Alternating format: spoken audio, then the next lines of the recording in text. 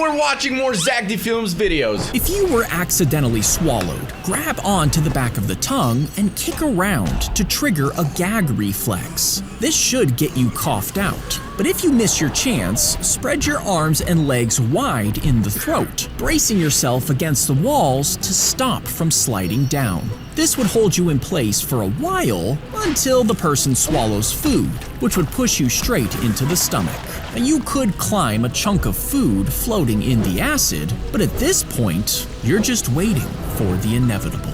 You better be cooked, my G, from the acid in your stomach. I mean, yeah, Zack, thanks for the tips. When am I ever gonna need this? I don't know, but who knows? Maybe one day I'll get shrunk down and eaten by a giant. Well, it's technically not a giant, you're just tiny. Or if you get eaten by a giant, now you know what to do. Just kick the little thingy, what do you call that? The pinkity dwingity. The giggity giggity. The kangaroo is smaller than your thumb. It's blind, it's hairless, and its back legs barely work. I know this! Sorry for stopping it. I already know what he's gonna say. But the second it lands on its mother's fur, it has to start climbing. The mother doesn't help it in the pouch. The joey has to crawl there completely on its own. This would be like a human baby climbing an entire building floor. Now, if it makes it, it latches on to a nipple, which swells inside its mouth, locking the joey in place for months. And even after it finally lets go, it'll sometimes hop out to explore. But whenever it needs milk or safety, it climbs right back in.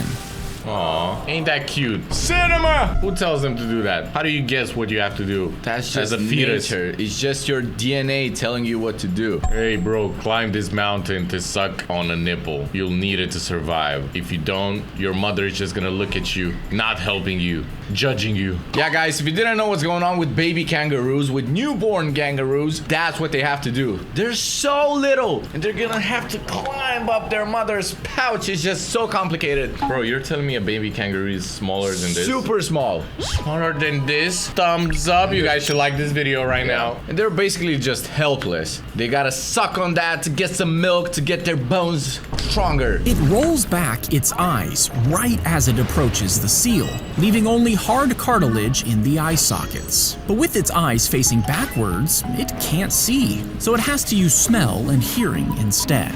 At the same time, nerves in its snout sense tiny electrical signals from the seal. Now, the moment it strikes, the seal fights back, thrashing and clawing at the shark. But since its eyes are protected, they stay safe until the struggle is over. So it's a defense mechanism to protect the eyes. That's why the shark is doing that. I thought maybe the shark couldn't handle what it's seeing, like all the blood and everything, and it's like, let me just close my eyes for a second. Oh yeah, for emotional support. You just can't handle that you're gonna devour something, so you're like, yeah, I mean, the shark gotta eat. And maybe it's not okay with its behavior of killing other animals, but nope. Well, that wasn't it. It's just protecting his eyes. Say the word boots out loud. Boots! Boots. Now push the B as hard as you can. Boots. Then drop your voice, leaving only the B sound. Boot. Next, pick any T word like time and hit the T nice and sharp. Time. T. Drop your voice again until only the T is left. Finally, say cats with a strong C. Cats. Drop your voice one more time, leaving only the C. Now loop all three together.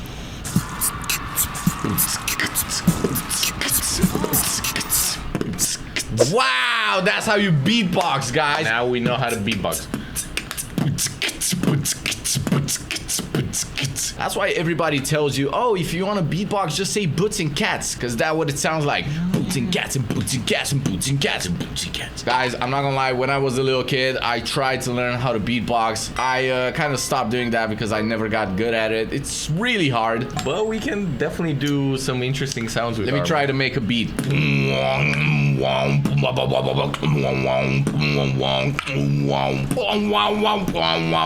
That's all I can do. Now your turn. All right.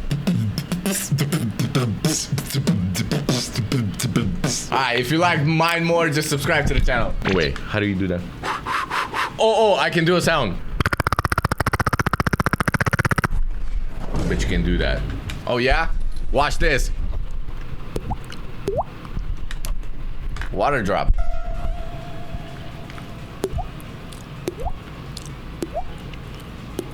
Oh, and I also know how to do this. When I was a kid, I swallowed a whistle.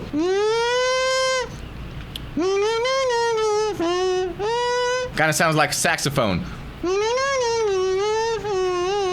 Anyways, moving on. She dropped her chicken nugget. Chicken nugget! The crow swooped in to grab it. Soon the birds were watching her, hoping for another bite. So she started feeding them peanuts and dog food. And one day, she found a small earring on the empty feeder. Then a polished rock. Then a tiny piece of metal stamped with the word best. The crows were leaving her gifts. And while she kept filling the feeder each day, the birds started lingering nearby. Then one day, her mom lost a lens cap in an alley. But soon, a crow dropped it into the bird bath, then left it sitting on the edge, freshly rinsed. What? Ain't that cute? Crows are one of the smartest animals ever. How long do they live? I know they're very smart birds. 7 to 8 years. I don't know why I thought they live longer. They can reach 20 to 30 years. All right. But yeah, guys, crows are really smart animals. Never mess with a crow because they remember your face. They're gonna eat your face. And they also will tell their friends and their family. So like the crow's kids are gonna remember your face and they're gonna hunt you. I'm kidding, they won't eat your face, but they're probably gonna poop on your car. Yeah, they're gonna mess with you. They might even try to attack you, so try to be nice to crows. Lightly lick your left ring finger and slide it against the soft webbing between your right index and middle finger, lining them up at the same height. Next, straighten out your ring finger and tuck the rest of your left hand underneath your right. Then bring your hands up to your mouth and close your lips into an O, lining up the center with the nail of your left ring finger. After that, press your ring finger into the webbing to slowly create tension. And when you flick your finger outwards, it pops free from the webbing, sending the sound into your mouth and letting you do a pop whistle. Let's try that. Type of bomboclat experiment is this.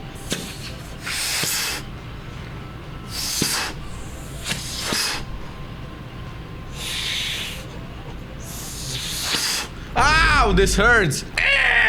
I don't know if we did it, but it hurts and it's bad. I don't like it. When the ant falls into the sand pit, a hidden ant lion is usually waiting underneath the loose sand. And as the ant tries to climb out, the walls collapse beneath its feet, sliding it closer and closer to the predator. But then the ant lowers its giant jaws against the ground. The jaws tense up like loaded springs before snapping shut at an incredible speed. The impact is so powerful that it launches the ant straight into the air. And if the jump sends it high enough, the ant can blast completely out of the pit. What? Oh my goodness. Guys, ants are like one of the most impressive insects in this world. They can carry maybe like 100 times their weight. Maybe even 1,000. Yeah, they can carry so much more stuff than they weigh. And also they have this apparently superpower. They snap and they get launched into the air. So interesting. So cool. Just thinking that this is happening in the nature, just like that. Beautiful. Who captures this, by the way? That ant has some good survival instincts, not gonna lie. Yeah, some might say even better than a human that doesn't know how to park their car. You know, there are people like getting in car accidents when they're trying to park their car.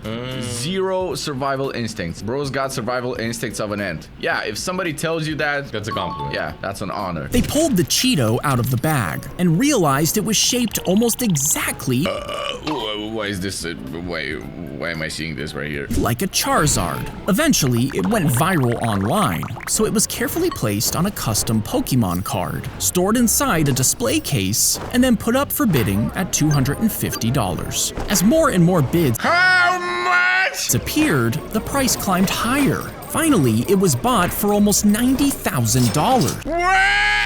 Over 20,000 times its original price, which earned it a Guinness World Record. For the most expensive Cheeto. I mean, bro, the Pokemon community, the collectors go crazy. They just spend so much money on cards. So $90,000 for a freaking Cheeto. Let's look it up. A Charizard-shaped Cheeto. What the heck? Oh my gosh, it's actually real. I mean, to be honest, it does look like a Charizard. Cheetozard. And they're not supposed to look like that. This is actually crazy. But someone from a factory that's working at Cheeto might be able to manufacture a chip that looks like this and be like, oh, that's the popular 90,000 Charizard Cheeto. Do you want it? I can give it to you for $10,000 or something like that. That's insane. If we turn the entire ocean into Jell-O, what would happen if an asteroid hit it? Well, a normal ocean could produce a deadly tsunami. But since Jell-O is mostly water, the energy would tear through it, breaking it up into chunky waves. These waves would pile onto the coast, covering streets and buildings. You see, the real danger isn't the impact, it's getting caught in it. Because once you're trapped, you would just slowly suffocate inside the Jell-O. Oh, nice. I thought it was gonna say like, oh, the Jell-O is gonna stop the meteor. And we're all gonna survive, but apparently no. not. Yeah, it's still A horrible death. Yeah. But what's gonna help us though? What if we turn the ocean into pure concrete? Well, we're still gonna die. The prisoners have been sitting in front of a blank wall their entire lives. They don't turn around. They just stare at the blank wall. Now, place a fire behind them.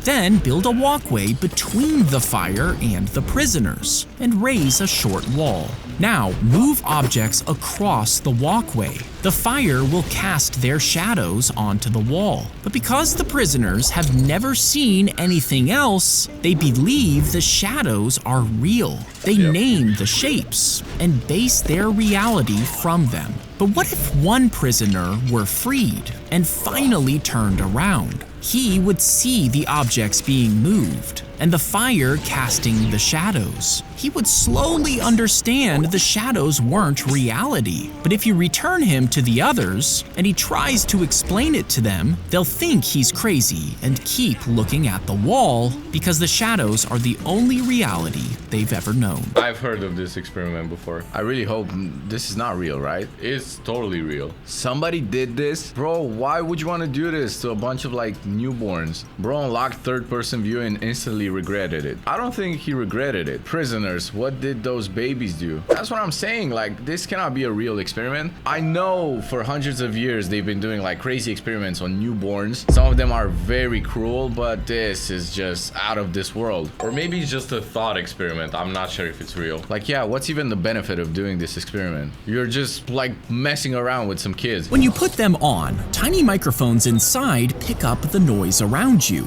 and they read the highs and lows of the sound wave. It uses it to create a wave that's practically the opposite. And when this is played through the headphones, the two sound waves cancel each other out, which cuts out a lot of the outside noise. But if your mom suddenly screams at you, the headphones have to hear the sound, read the wave, and make the opposite one. So if the noise changes too fast, by the time they react, it's already too late. Oh, so that's how noise canceling headphones work. That's kind of crazy. Because I've been thinking that whenever I'm wearing my headphones and I just click that button, the world just shuts down. You cannot hear anything. So basically, mom's scream is louder than the other noises in the universe. Yeah, that's a fact. Yeah, somehow you can still hear it. It's all laughs and giggles until you can't hear a nuclear explosion. Yeah, So what if you hear it? What are you gonna do? Yeah, nothing will change. Go to your bunker? Well, if you have a bunker, then yeah, that would be a good idea. As you run into the course, you have to try to dodge the dangling wires all around you. But each wire is live with electricity.